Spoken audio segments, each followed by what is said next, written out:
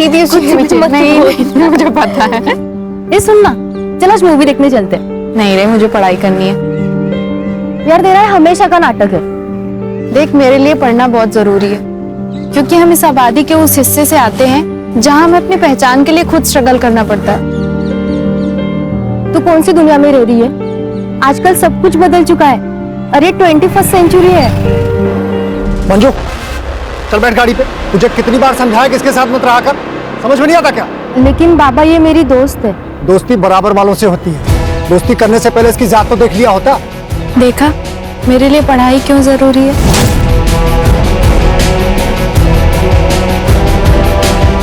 हमें खुद के लिए खुद खड़ा होना पड़ता है, कोई हमारे साथ नहीं खड़ा होगा, तू भी नहीं। हम इस बच्चे को नहीं पाल सकते। अरे पहले से हमारी 2 बच्ची है, ऊपर से ये बच्चा, कैसे परवरिश करेंगे इसकी?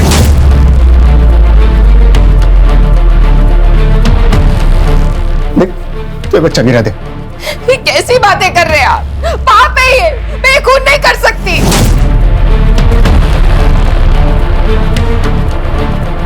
अरे मेरे अकेले की कमाई से ये सब नहीं हो सकता, और ऊपर से हड़ताल चल रही है। आज काम मिलेगा नहीं मिलेगा, क्या होगा मुझे पता नहीं। देख, तू बच्चा गिरा दे। मर जाऊंगी लेकिन बच्चा नहीं गिराऊंगी। नहीं, तू ऐसा नहीं करेगी। वही, अपने सपनों से बड़े अपने होते हैं, और आज तक मैंने मीरा और अनीता के लिए कुछ भी नहीं किया, और हो सकता है वही ये आने वाला बच्चा हमारे लिए अच्छे दिन लेकर आए। अच्छे दिन आने के लिए बगावत करनी पड़ती है, और तूने तो उसी वक्त अपने घुटने टेक लिए। जगदीश भाई, शालिनी पेट से। अबे तू तो बड़ा स्वार्थी निकला बे।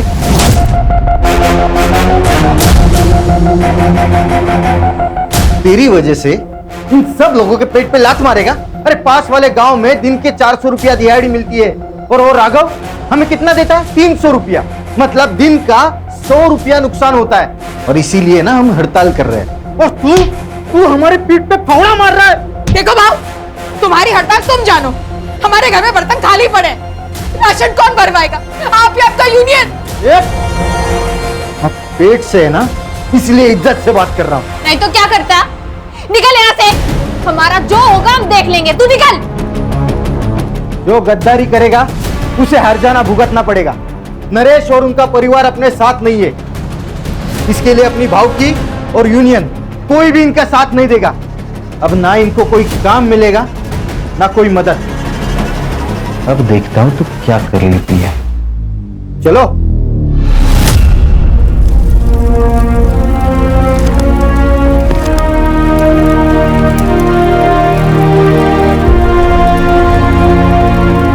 ये क्या कर रही है पूजा? मैंने तुझसे कहा ना, तुझे पढ़ाई छोड़ने की कोई जरूरत नहीं है।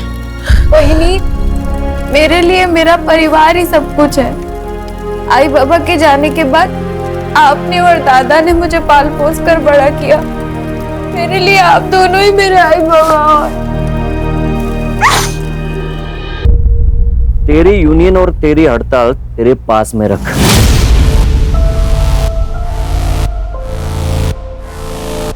मेरे पैसे लिए ना तो काम पे आना ही पड़ेगा, वरना पैसे वापस कर। राघव सेठ, पैसे तो खत्म हो गए।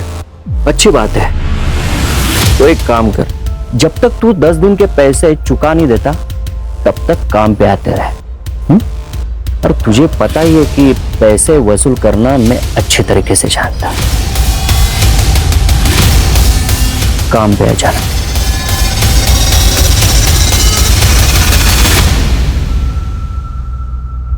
तो क्या सोचा है आपने?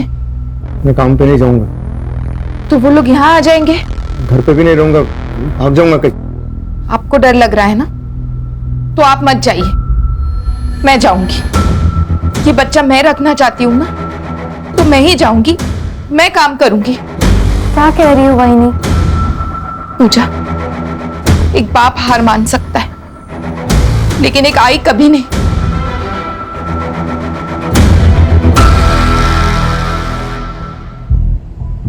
अरे क्या करे यार विनीत, ऐसी वीडियो देखते देखते सारी जवानी निकल जाएगी।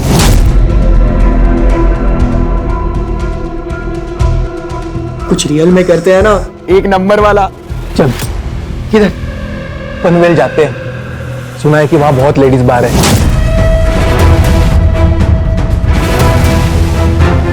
भाई बहुत मजे करेंगे, एकदम फुल टू पटैक। क्या बोलता है? पैसे कहाँ से लाएगा तू?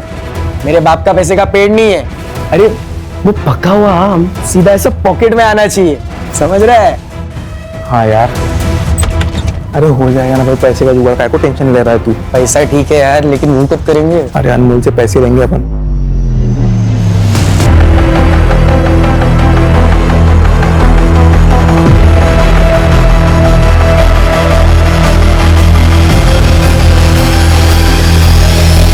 विनीत, विनीत, हाँ मम्मी। अरे चाय दे दी? अच्छा विनीत, पूजा आज से यही काम करेगी। हाँ पूजा, घर का सब काम करके पुलाव सब्जी और रोटी बना लेना। हाँ ओके। और आज तुम क्लास नहीं गए? मॉम आज हमारी शाम की क्लास है, तो मैं और सूरज आज शाम तक घर पर ही है। अच्छा ठीक है, मैं काम पे जा रही हूँ और सूरज आज यही खाना खा के जाना। हाँ पूजा, घर का सब काम करके रखना। बाय।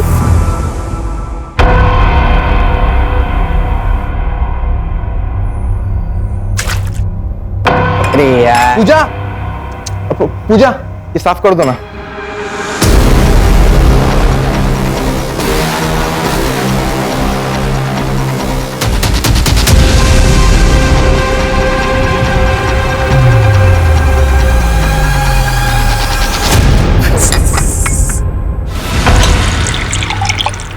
तो एक बार अपनी मालकिन से बात करके तो देख, अगर फिर भी नहीं मानते तो नौकरी छोड़ दे। वही नहीं, मैं बात कर तो लूंगी, पर मुझे पता वो मेरी बात पे यकीन नहीं करेंगी। अपने बेटे से बहुत प्यार करती है और हो सकता है उल्टा हमें ही नौकरी से निकाल दे तो। लेकिन अगर तू चुप रहेगी तो उनकी हिम्मत और बढ़ेगी। बोल दे तू।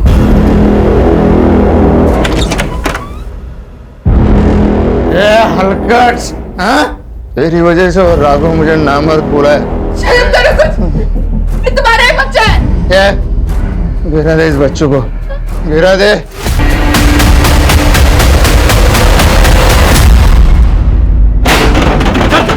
चल निकाल, दिल भाई, अरे सामान क्यों फेंक रहे हो? अरे सामान मत फेंको, मैं पैसे दूंगा ना। अब 1 साल हो गए, तूने 2 लाख रुपए लिए थे 30% ब्याज से।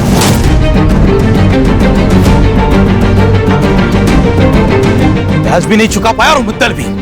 एक तो पैसा दे दे, नहीं तो घर खाली कर। चल निकल, निकल। घर खाली कैसे करेंगे? शालिनी पेट से है, इस हालत में कहाँ जाएंगे हम? अबे तेरे खाने पीने के वांदे और तू बच्चे पैदा कर रहा है। अगर इतना ही शौक है तेरी औरत को भेज धंधे पे, और तेरी बहन को भेज मेरे पास। पैसे भी दूंगा, खर्चा भी माफ कर दूंगा। पूजा मेरी बेटी जैसी है, एक माँ के सामने तू उसके बेटे की इज्जत उठने की बात करेगा? मेरी इज्जत मेरा पैसा है, लौटा दे, नहीं तो इसको लेके जाऊंगा और फटी हुई वापस भेजूंगा, समझी?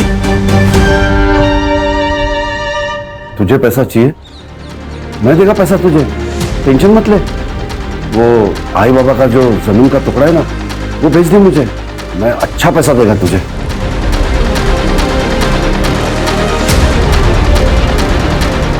बाबा ने मरते वक्त कसम दी थी, वो जमीन नहीं बिकेगी, मैं उसे कभी नहीं बेचूंगी।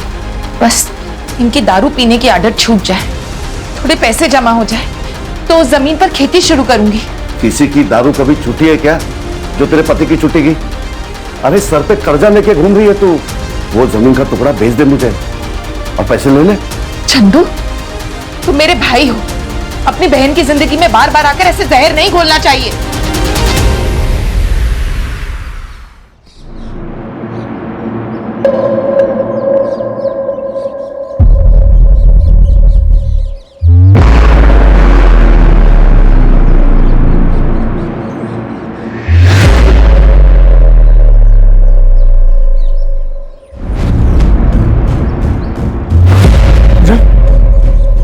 पूजा, क्या हुआ?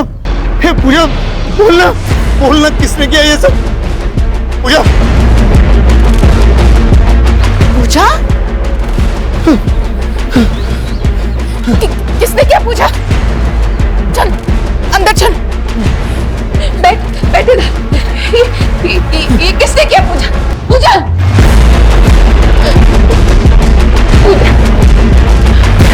चल हम पुलिस स्टेशन चलते हैं, उनको सब सच सच बता देना। कहीं जाने की जरूरत नहीं है। अरे पुलिस स्टेशन जाएंगे ना तो पूरे गांव में ढिंडोरा पीटेगा। अरे इज्जत चली जाएगी हमारी। कौन करेगा इसके साथ शादी? बलात्कार के बाद लड़की की इज्जत नहीं जाती, बलात्कार करने वाली की इज्जत जाती है। तुमको अगर चुपचाप घर पे बैठना है तो बैठो, हम जा रहे हैं पुलिस स्टेशन। चल पूजा। अरे रुक, हाँ जा रहा हूँ उसके साथ। सब ठीक हो जाएगा बेटा। मुजुमदार साहब, गणपति मंदिर में जो चोरी हुई थी उस चोर को तो आपने पकड़ लिया और गहने भी बरामद कर लिए, लेकिन गहने अभी तक मंदिर में नहीं पहुंचा है, ऐसा क्यों?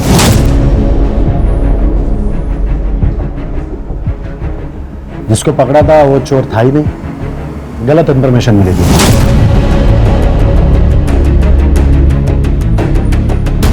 लेकिन राघव का देसी दारू का अड्डा, उसका अनिरुद्ध, जो खबर है ही नहीं उसके पीछे क्यों पड़े हो? जो खबर मिल रही है वो ले लो ना चुपचाप। ये मुंबई नहीं है बड़ी केसेस के लिए। पता है सर, इसलिए टैलेंट होने के बावजूद इस गांव में सड़ रहा हूं। सर एक केस आया है। सर थोड़ा इम्पोर्टेंट है, बाहर आएंगे? अनिरुद्ध तुम जाओ, और सुनो, जब तक पक्की खबर ना मिले छापना नहीं। ठीक है सर।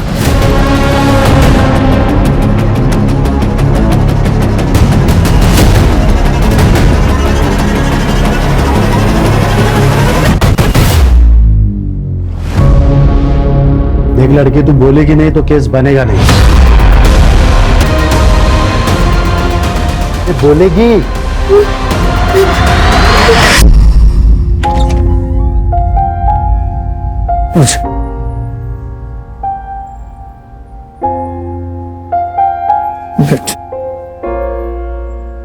तूने बता दिया ना ये सब तेरे साथ किसने किया?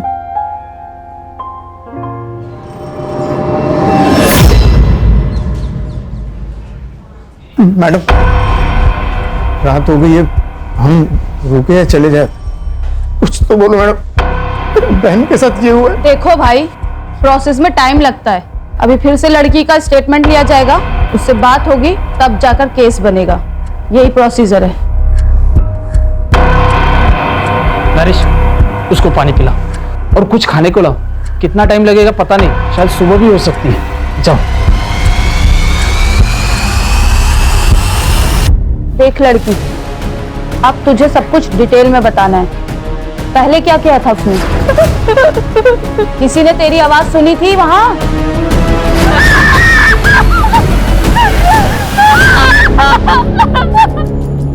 तुम्हारे बहन ने बता दिया है उसका रेप किसने किया।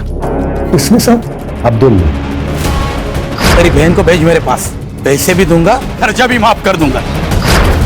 तुम्हारी बीवी ने उसको चाटा मारा था, इसलिए उसने बदला लिया। नाइक, अब्दुल्ला उसला। साहब मैंने कुछ नहीं किया साहब, मैंने कुछ नहीं किया। मैं उनके घर मेरा पैसा मांगने गया था, इसीलिए साहब मुझे फंसा रहे हो साहब। तू बोलेगा और मैं मान लूंगा। साहब सुनो साहब, अगर आपको कुछ पैसा चाहिए तो ले लो ना। कितना देगा?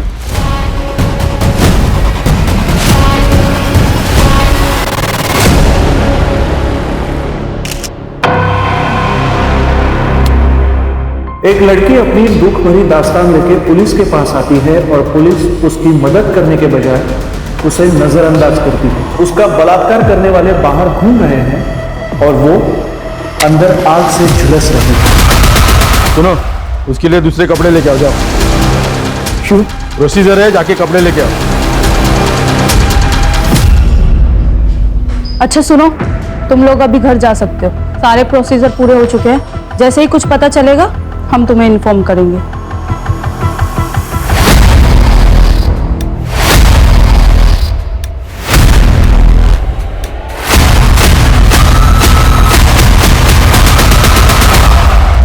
आप लोग क्यों डर रहे हो? हमें डरने की कोई जरूरत नहीं है। संविधान ने हमें लड़ने का अधिकार दिया है और संविधान हमेशा ही निष्पक्ष होकर ही फैसला सुनाता है। ये मेरा कार्ड, किसी भी चीज की जरूरत हो तो मुझे कॉल कीजिए या फिर सीधे ऑफिस चले आए, ठीक है?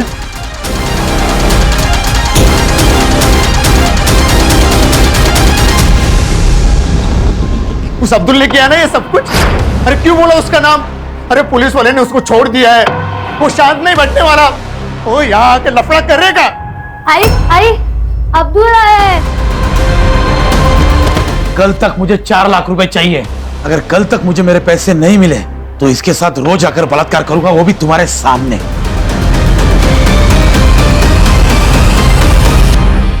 क्या करे? अब एक ही रास्ता बचा है। चल मीना, चल अनीता, कहाँ जा रही है? भाई के पास अपनी जमीन बेचने। अपनी जमीन बेच के पैसे खड़े करूंगी मैं। शालिनी,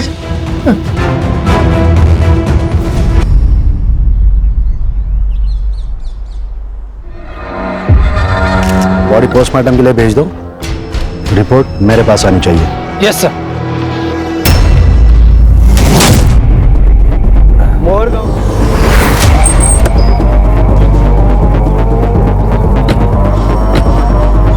तो आपका कहना है हमने हमारा काम ठीक से नहीं किया? पंचनामा हुआ, मर्डर वेपन मिला, जहां बॉडी मिली थी खून भी वहीं हुआ था या कहीं और। फॉरेंसिक से जांच करवाई, एक भी सवाल का आपके पास जवाब नहीं है और आपको लगता है कि आपने काम ठीक से किया। बॉडी पोस्टमार्टम के लिए भेजी? हाँ, हमारे यहीं पे होता है पोस्टमार्टम।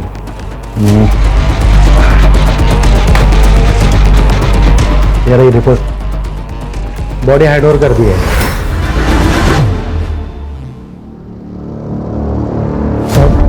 मुझे उस दिन सारे गांव के सामने फटे हुए कपड़े में आई थी। हम जब पुलिस स्टेशन गए तो उसने अब्दुल का नाम लिया। फिर पुलिस ने उसे पकड़ा क्यों नहीं? पकड़ लिया था साहब, लेकिन बाद में छोड़ दिया। जब हम घर पहुंचे तो थोड़ी देर के बाद अब्दुल घर आया। उसी पैसे का इंतजाम करने के लिए शालिनी बच्चों के साथ बाहर निकल गई थी। चल मीना, चल अनीता, कहाँ जा रही है? भाई के पास अपनी जमीन बेचने। अपनी जमीन बेच के पैसे खड़े करूंगी मैं। लेकिन सारी रात वो जब घर पे नहीं आई तो मैं उसे लेने चंद्रकांत के घर गया। चंद्रकांत, चंद्रकांत, वो शालिनी और बच्चों को लेने आया था। काफी देर हो गई ना। वो लोग यहाँ पे नहीं आए। चल निकल यहाँ से। वहां नहीं था अभी साहब, शालिनी के साथ मेरी 2 बेटियां भी है। कहीं उन दोनों को भी। देखो तुम रो मत, बच्चियों का फोटो हमें दे दो, हम ढूंढते हैं उन्हें।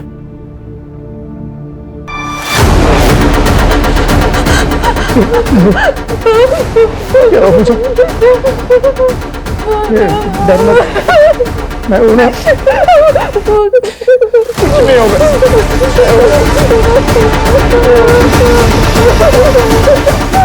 जब उस लड़की ने अब्दुल का नाम लिया था तो उसे छोड़ क्यों दिया? वो लड़की झूठ बोल रही है।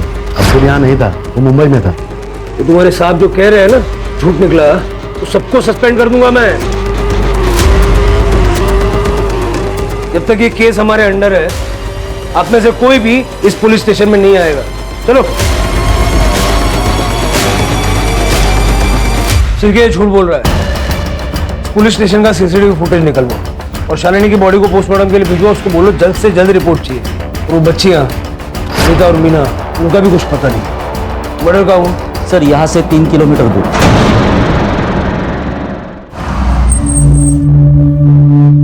रिपोर्ट के हिसाब से गांव वाले ने बॉडी देखी और उसके बाद हमें फोन किया था। शालिनी दिन में 3 बजे घर से निकली थी।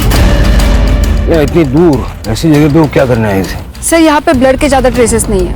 हो सकता है उसने मर्डर कहीं और करके बॉडी को यहाँ पे लाके डंप कर दिया हो। यहाँ कहीं सीसीटीवी भी नहीं है सर। फॉरेंसिक वालों को बुला लो, सारा एरिया अच्छे से चेक करो, आसपास के लोगों से बात करो, शालिनी की पूरी जानकारी निकालो।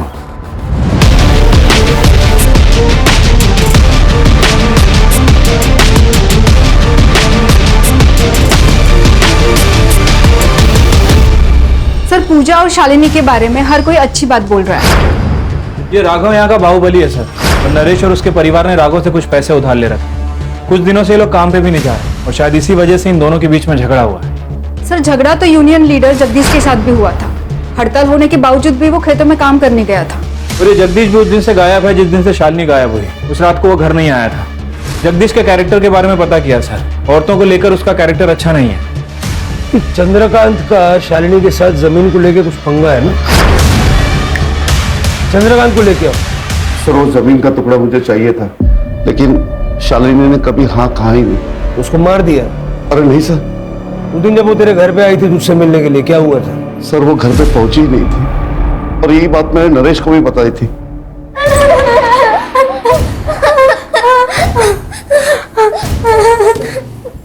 जाने दो ना, हम किसी को नहीं बताएंगे कि तुमने हमारी आई को मारा है। जाने दो ना।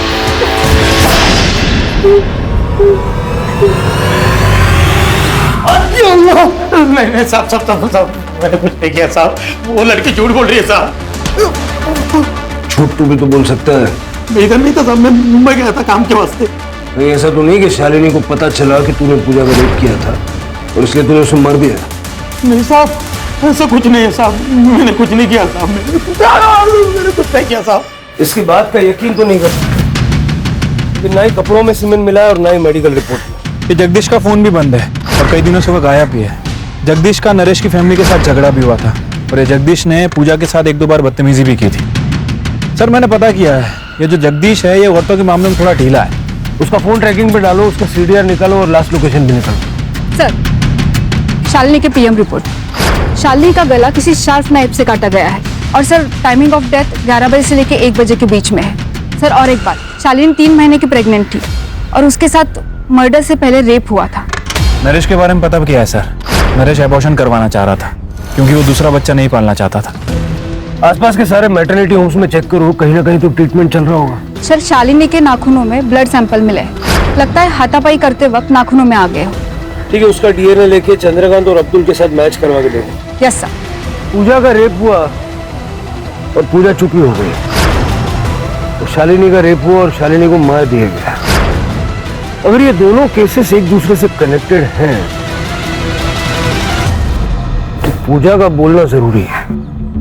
पूजा, तुम्हें डरने की जरूरत नहीं है, पुलिस हर तरह से तुम्हारे साथ है।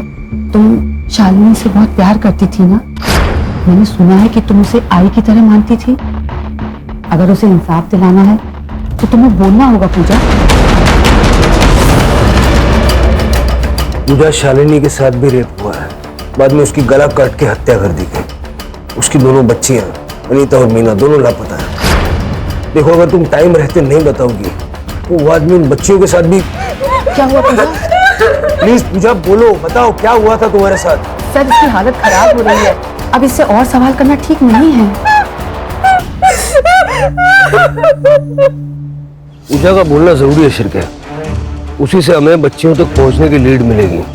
सर, ममता क्लिनिक में शालिनी की ट्रीटमेंट चल रही थी और शालिनी के डॉक्टर ने बताया कि शालिनी के पेट में लड़की थी और ये बात उनको पहले से ही पता थी। सर, शहर में जाके नरेश ने और शालिनी ने इलीगली सोनोग्राफी करवाई थी। वो अबॉर्शन भी करवाना चाहते थे लेकिन उसके डॉक्टर ने साफ मना कर दिया। नहीं, ऐसा तो नहीं कि एक और बेटी पैदा होने वाली थी और शालिनी अबॉर्शन करवाना नहीं चाहती थी, इसलिए नरेश ने उसे मार दिया। ले गया उसे। सब 2 बेटियां तो पहले से थी, एक और पैदा होने वाली थी और शालिनी ने अबॉर्शन करने से मना कर दिया। गुस्सा बहुत आया होगा इसलिए मार दिया। साहब, मुझे तीसरा बच्चा नहीं चाहिए था, इसलिए मैं शालिनी का अबॉर्शन कर रहा था। लड़का हो या लड़की, मुझे कोई लेना देना नहीं। तो फिर सोनोग्राफी क्यों करवाई? तुम्हारा शालिनी को बोल। मैं क्यों मारूं मेरी बीवी को? पुलिस स्टेशन के अंदर का सीसीटीवी तो खराब है, लेकिन बाहर के सीसीटीवी में एक फुटेज मिला है सर। ये देखिए, उस दिन पूजा इन कपड़ों में पुलिस स्टेशन के अंदर आती है। वो यहाँ पे काफी देर थी सर, और तकरीबन शाम को नरेश यहाँ से बाहर निकलता है। फिर ये नरेश कुछ थैली में पुलिस स्टेशन के अंदर लेके जा रहा है और थोड़ी देर के बाद पूजा और नरेश पुलिस स्टेशन से बाहर आते हैं। लेकिन इस वक्त पूजा ने जो कपड़े पहने वो बिल्कुल अलग है सर। मतलब पूजा के साथ जिन कपड़ों में रेप हुआ वो कपड़े छुपाए गए।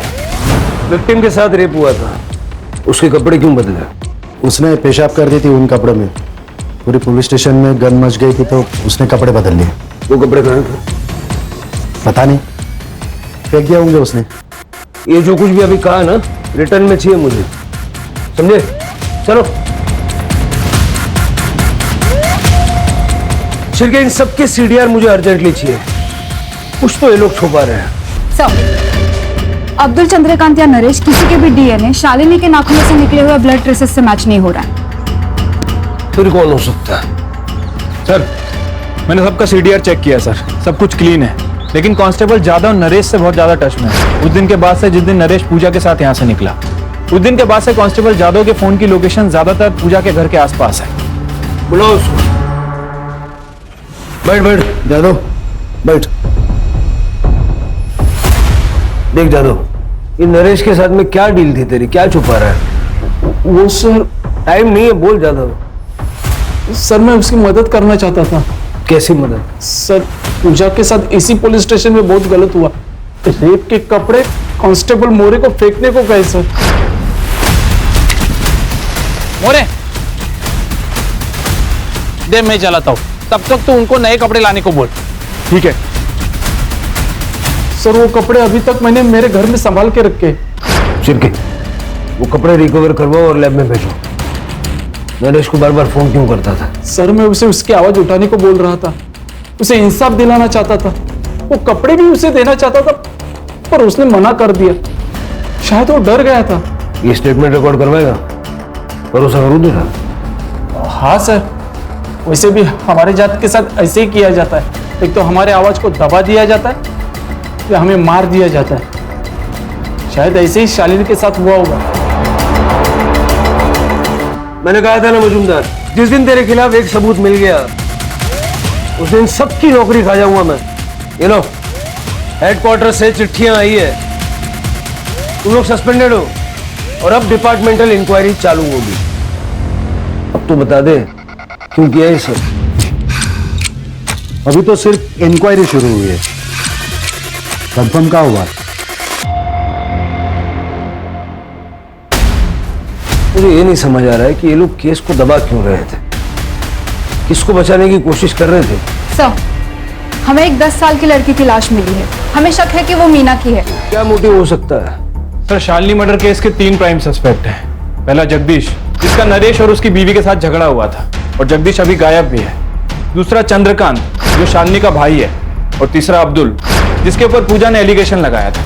सर लेकिन वो तो हमारी कस्टडी में है, इसलिए मीना मर्डर केस में इसका कोई कनेक्शन नहीं लगता है। सर लेकिन नरेश हो सकता है, क्योंकि इन दोनों के बीच में काफी झगड़े हुए थे और सर शालिनी की वजह से इसका गांव में काफी नाम भी बदनाम हुआ था। कहानी पूजा से शुरू होती है, इसलिए हमें पूजा की साइड सुनना बहुत जरूरी है। सर लेकिन वो तो कुछ बोल ही नहीं रही है। कॉलेज में कभी नाटक में काम किया है?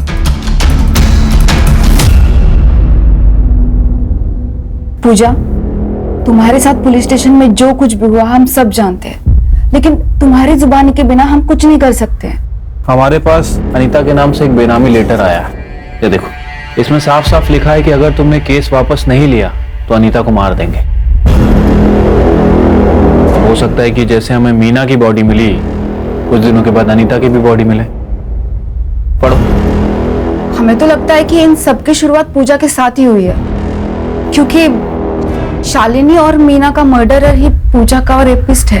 लेकिन अपने लिए नहीं, अपने परिवार के लिए, इसलिए चुप बैठी। आप लोग मेरी अनीता को बचा लो। पूजा, तुमने इंस्पेक्टर मजूमदार से ये क्यों कहा कि अब्दुल ने तुम्हारा रेप किया था? नहीं, मैंने उन्हें उन दोनों के ही नाम बोले थे, विनीत और सूरज। अरे वो सूरज बड़े बाप का बेटा है, तूने या मैंने उसका नाम लिया ना, दोनों के दोनों मारे जाएंगे। और अगर मेरे जान पे आई ना तो मैं तेरे को खुद मार डालूंगा, समझी? वो नहीं, बड़ा आदमी। अरे मैडम, मैडम कहाँ लेके जा रहे हो मेरे बेटे को?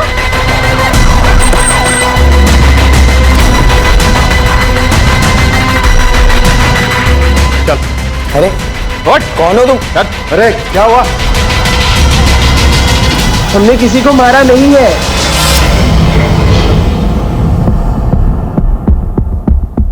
सूरज तेरा बेटा है। पूजा के ड्रेस पे जो सीमेंट मिला था ना, इन दोनों से मैच हुआ है। चल भाई, सब कुछ सच सच बता दे, नहीं तो 3rd डिग्री क्या होती है पापा से पूछ ले, फिर हम बता देंगे। पापा प्लीज। सर मैं बताता हूँ। बताओ। जब पूजा ने सूरज और विनीत का नाम लिया तब मुझे शक हो गया सर कि ये काम ये दोनों ने किया है, इसलिए मैंने सूरज को फोन किया था। Cheers। एक पापा का कॉल है। हेलो। तूने क्या किया उस लड़के के साथ? किसके साथ? ये पूजा के साथ। वो पहले विनीत ने, फिर मैंने। मैंने तभी तय किया कि इन दोनों को बचाना है, इसलिए मैंने नाइक और मोरे को पैसों का लालच देकर उनको मेरे साथ कर लिया सर। फिर मैंने नरेश की डिटेल्स मंगवाई, तब मुझे पता चला कि नरेश का और अब्दुल का कुछ पंगा चल रहा है, इसलिए पूरा इल्जाम अब्दुल पे डाल दिया सर। तेरे जैसे कुछ पुलिस वालों की वजह से लोग पुलिस पे विश्वास करने से कतराते हैं। शालिनी के केस में क्या छुपा रहा है? शालिनी पूजा के लिए आवाज उठाएगी, इसलिए मार दिया उसे। नहीं सर, उसके बारे में कुछ पता नहीं है सर।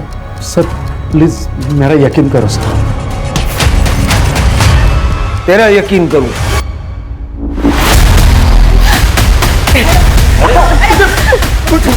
छोड़ो दादा, बेटा आजा। छोड़ो दादा, मेरी जिंदगी खराब करी इन्होंने। छोड़ो छोड़ो, जाने दो।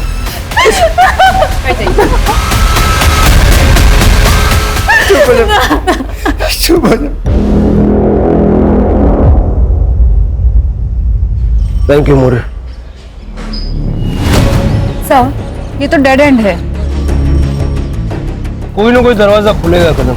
सर, जगदीश ने अपना फोन ऑन किया है सर, हम उसका फोन टैप कर रहे थे, वो बाहर में छुपा हुआ है, उसकी बीबी उसे पैसे देने जाने वाली है। जब भेड़िया जाल में खुद फंसना चाहता है तो बकरी का पीछा करो, भेड़िया जिंदा चाहिए। चल।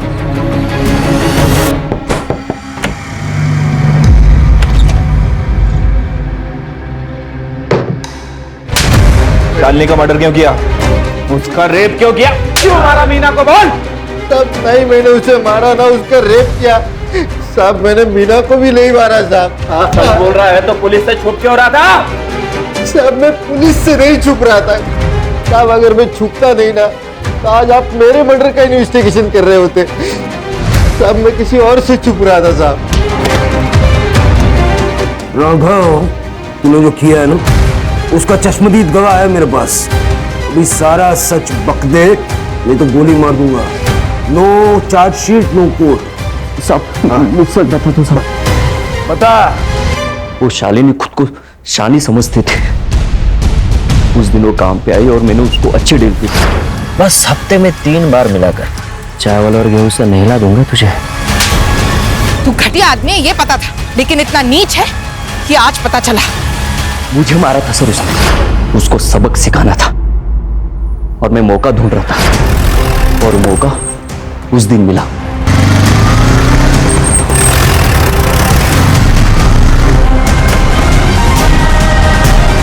आज तो तुझे नहीं छोड़ूंगा। रोक! रोक! आ जल्दी चलो। फिर मैंने वापस आके देखा तो ये लोग भाग चुके थे। इस राघव पे अब भी यकीन नहीं किया जा सकता। उसका घर, फार्म हाउस, सारे ठिकाने छान मारो, क्योंकि अनीता अभी जिंदा है। हो सकता है कि राघव ने उसे कहीं छुपा के रखा है। Sir, fingerprint report. सर, एक मर्द के और एक औरत के। सर, आपका शक सही निकला। मीना के कड़े पे जो निशान मिले हैं वो इस फिंगरप्रिंट से मैच करते हैं।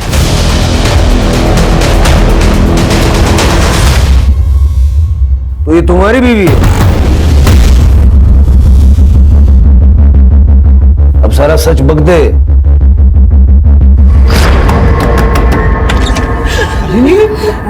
राघव ने मेरे साथ बलात्कार किया, हम जैसे तैसे भाग गए। तुमने ये बात किसी को बताई है? बताना भी मत, कोई यकीन नहीं करेगा।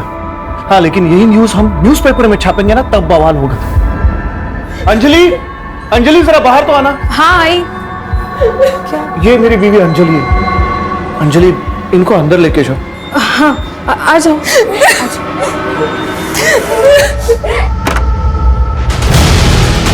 शांत हो जाओ, अब ठहरो, मैं पानी लेके आती हूँ।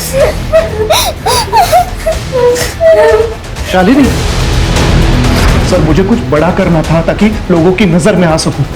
पूजा के बलात्कार की स्टोरी मैंने जब छापी ना तो न्यूज बनी, लेकिन उससे सिर्फ आग जली थी। मुझे पूरा जंगल जलाना था ताकि न्यूज बनी रहे।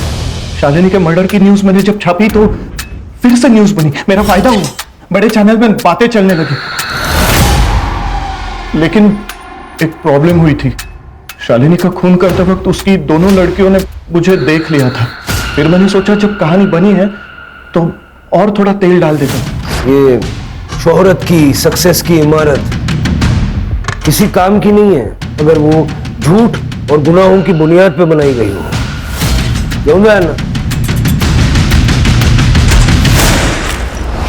सर, पूजा ने शुरू में ही विनीत और सूरज के खिलाफ एक्शन लिए होते तो आज ये क्राइम ही नहीं होता। यही तो प्रॉब्लम है ना कदम, हम गुनाह की दस्तक को पहचान नहीं पाते या फिर नजरअंदाज करते हैं। सबसे पहले पूजा को ही अपने लिए आवाज उठानी चाहिए थी। और सर शालिनी ये जातिवाद का शिकार हुई, लेकिन अगर राघव के मन में उसके माँ बाप ने ये जातिवाद का बीज नहीं बोया होता तो शायद आज शालिनी जिंदा होती। शिरके किसी भी चीज को पाने के लिए किसी भी हद तक चले जाने की जो लालच है ना, वही क्राइम की पहली दस्तक है जो अनिरुद्ध पहचान नहीं पाया।